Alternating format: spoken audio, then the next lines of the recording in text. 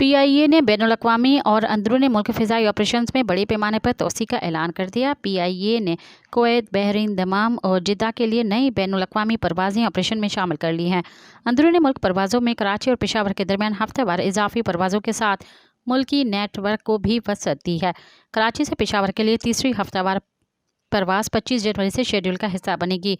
PIA ने लाहौर से Kuwait के लिए भी हफ्तावार 2 तरफ़ा परवाज़ें 25 जनवरी से बहाल कर दी हैं।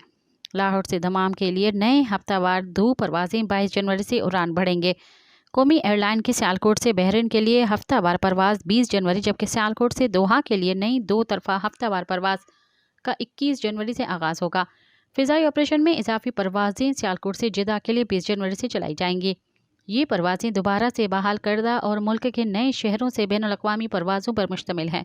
सब्सक्राइब कयो अवामी न्यूज़ HD के ताज़ा तरीन ख़बरुन ला ॾिसंदा रहो अवामी न्यूज़ HD।